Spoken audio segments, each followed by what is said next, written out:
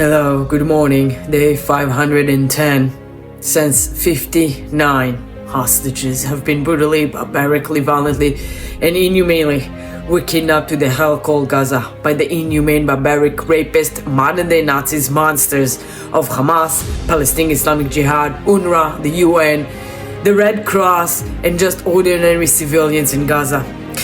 We are here every morning, never giving up until all of them will be back home to demand from these inhumane, barbaric, rapist, modern-day Nazis monsters to surrender and let all of the 59 hostages go now, at once, in one phase, in one bus, all of them out of there, and Israel should give up nothing.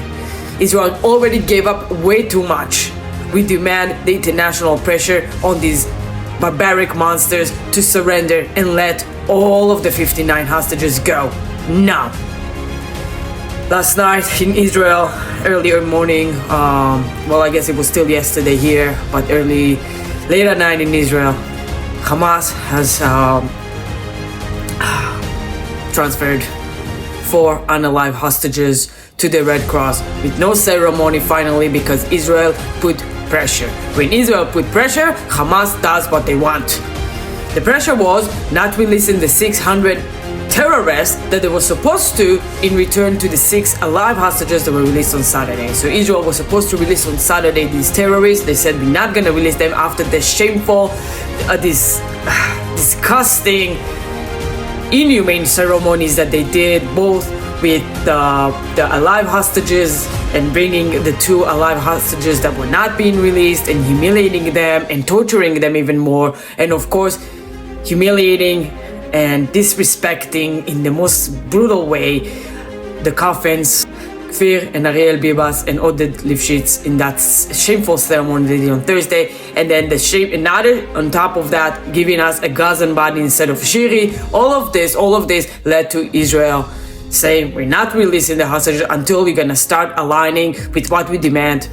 So yesterday, once again, this morning, 4 unalive hostages were transferred to the Red Cross, and then from there to the IDF. From there, they did initial identification once they received the coffins in Israel border, and then took them to the morgue in central Israel, to Abu Kabir, where they identified and gave the notification to the families. It is a public information now. It was released to the public that Itzik Elgarat, Shlomo Mansour, Tzachi Eidan, and Ohad Yahalomi are the 4 unalive hostages.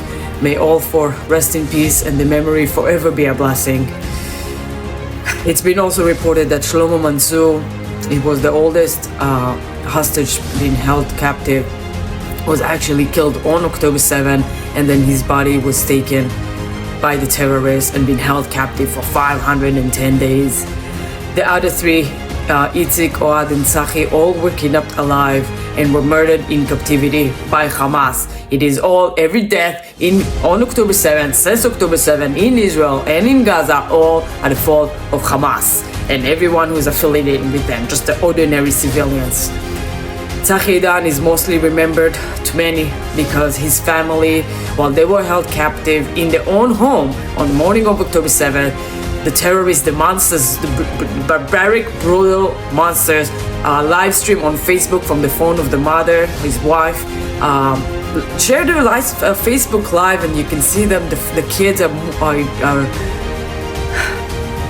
crying and mourning. Their older sister, was just minutes before that was killed by the terrorists. May she rest in peace and her memory forever be a blessing. And she died in Tzachi's hand. That's why his hands were with blood on them.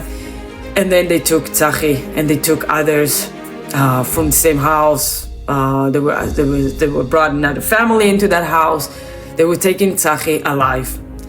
And last night, Tzachi returned unalive in a coffin. I'm not sure when the funerals will be held for these 4, if they're gonna do them already today or tomorrow, as soon as possible. Usually in the Judaism tradition and the laws of Judaism, they are buried as soon as possible before sunset, to let the soul rest in peace and for the body to get the respect it deserves. my thoughts and prayers with the families of these hostages. Families, they've been fighting for them. They hoped to receive their loved ones, same way that they've been kidnapped, but these monsters did not allow it. These monsters continues to torture the hostages they hold alive and the families of the ones still waiting for the loved ones. 59 of them is from Israeli estimations. They're saying that 35 out of the 59 are no longer alive. This is based on intelligence information, on forensic information, but we are waiting to see when they get home. I have to believe that all hostages that are in Gaza are alive, unless proven otherwise, unless they're bringing a coffin and they identify that this is them. I will believe that all of them are alive and will advocate for them as if they're all alive.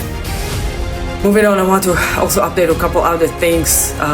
Beautiful show support for the Bibas family and to Israel and for the hostages. Maybe a little too late, but maybe we needed this horrific situation with the Bibas family for some people, some countries around the world to finally show support.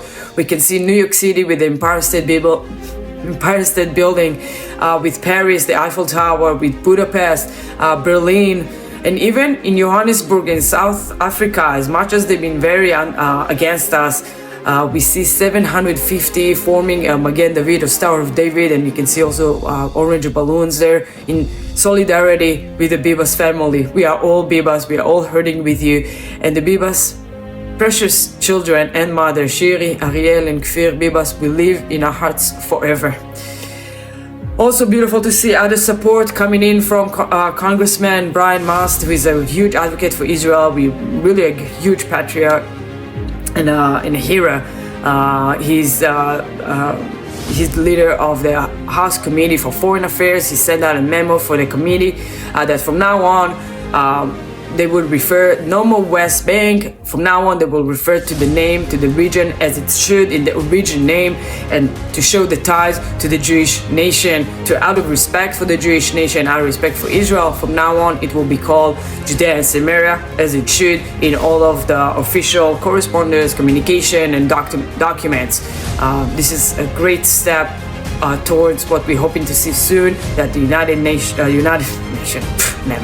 the United States will recognize Judea and Samaria as Israel's sovereignty as it should, because Jews are from Judea, and the colonizer who themselves admit that they're colonizer. Look at one of these Hamas leaders admitting, because he wants help from Egypt. So you say the quiet part out loud, that actually the Gazans are from Egypt and are from Saudi Arabia and not from other places. Their origin are not in this land where the Jews are from. The Jews originated from Judea and they finally came back home, and their intentions to never leave, and we will take over the sovereignty part where they belong to the Jews, and we will continue to live. There's no settlements in Judea and Samaria. It's just Jews living where they're from, in their ancestral homeland. And finally, want to point out more support that we're coming from surprising places, and not support coming from not so much surprising places, but Saudi Arabia and the UAE who has a peace agreement with Israel thanks to Trump with his first term, the Abraham Accords. Saudi Arabia hopefully going to join soon these Abraham Accords, but meanwhile they're showing support to Israel by claiming that Hamas must be disarmament. They understand, they have logic. They don't affiliate themselves with terrorism. They are very progressive, liberal Muslim countries. And then look at who is opposing it. Egypt and Qatar, who are all affiliated with Hamas. They want Hamas to stay in power and have arms. They want Hamas to continue govern Gaza with the vision of the plan of clearing out Gaza from terrorism and demilitarize Gaza.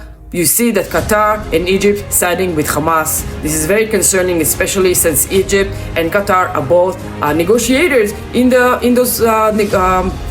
ceasefire agreement and the release of the hostages agreement. I don't like that these countries who signing themselves with the terrorists are being negotiated. They're supposed to be negotiated. It needs to be someone in the middle, someone that is not biased and not want the benefit to advance the demands of the terrorists. So we will see. Great to see support from Saudi Arabia, from the UAE, from of course Brian Mast and rest of representative of the United States, and of course all these countries who show support to the Bibas. Very grateful for it. But I'll tell you, this is not enough. We need you to join the demand to release all 59 hostages and for Hamas to surrender. Just lighting up your tower or your landmark in orange is not enough. Join us with the pressure for the release of all 59 hostages now. And Israel will continue to stay strong and resilient, and we'll continue to defend ourselves, and we will continue living between the Jordan River, throughout Judea and Samaria, to the Mediterranean Sea for eternity. Am Israel will always be. Am Israel Chai forever.